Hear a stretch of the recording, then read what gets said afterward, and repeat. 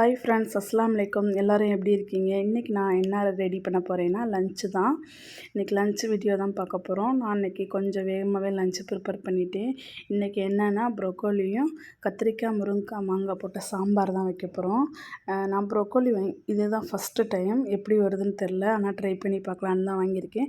Cauliflower மாதிரி அதில் கொஞ்சோண்டு மஞ்சத்தூளும் உப்பும் போட்டு சுடுதண்ணி போட்டு வேக வச்சு வடித்து எடுத்து வச்சுருக்கேன். இதில் இப்போ ஒரு ஸ்பூன் இஞ்சி பூண்டு பேஸ்ட்டு, அது கூடயே கார்ன்ஃப்ளவர் மாவு சேர்த்துருக்கேன். இப்போ இது கூடயே ஆச்சி சிக்கன் கபாப் மசாலா தான் இன்றைக்கி நான் சேர்க்க போகிறேன். இந்த மசாலா தான் சேர்த்துருக்கேன். இது கூட நீங்கள் உப்பு வேணும்னா சேர்த்துக்கோங்க, வேணான்னா விட்டுருங்க.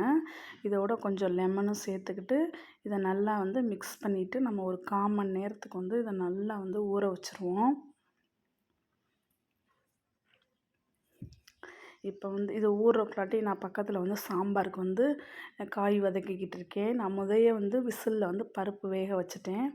பருப்பு கூடயே நான் மிளகாத்தூள், சாம்பார் பவுட்ரு, மஞ்சத்தூள் இதெல்லாம் சேர்த்து கலக்கி மொத்தமாக வச்சுருக்கேன். மாங்காய் மட்டும் எடுத்து இதில் போட்டிருக்கேன். ஏன்னா காயோட முதைய மாங்காய் போட வேணாம், நம்ம பருப்பு தண்ணி ஊற்றும் போது ஊற்றிக்கலாம் அப்படின்ட்டு. இப்போ காய் நல்லா வந்ததுக்கப்புறம் நான் அந்த பருப்பு தண்ணியை ஊற்றியாச்சு. பக்கத்துலேயே இந்த ப்ரொக்கோலியையும் நான் பொரிச்சுக்கிட்டு இருக்கேன். இப்போ நமக்கு சாம்பார் ரெடி ஆயிடுச்சு. ஃபைனலாக கொத்தமல்லியை தூவ வேண்டியதான்.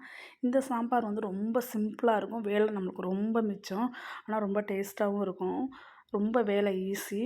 நான் ஒரு நாளைக்கு இந்த சாம்பார் எப்படி வைக்கிறேன் அப்படின்றத சொல்கிறேன். இந்த சாம்பார் உண்மையிலே ரொம்ப டேஸ்ட்டாக இருக்கும். வேலைலாம் ரொம்ப ஈஸி. இப்போ ஃபைனலாக ப்ரொக்கோலியும் பொரித்து எடுத்தாச்சு. ரொம்ப நல்லாவே வந்துருந்துச்சு. நான் கூட இந்த ப்ரொக்கோலி ஸ்மெல்லு எதுவும் வருமோ அப்படின்னு நினச்சேன். அதெல்லாம் எதுவுமே வரல. ரொம்ப சூப்பராக இருந்துச்சு. இன்றைக்கி லஞ்ச் சுட சுட சோறும் சாம்பார் ப்ரொக்கோலி தான். இந்த வீடியோ உங்களுக்கு பிடிச்சா லைக் பண்ணுங்கள், ஷேர் பண்ணுங்கள், கமெண்ட் பண்ணுங்கள்.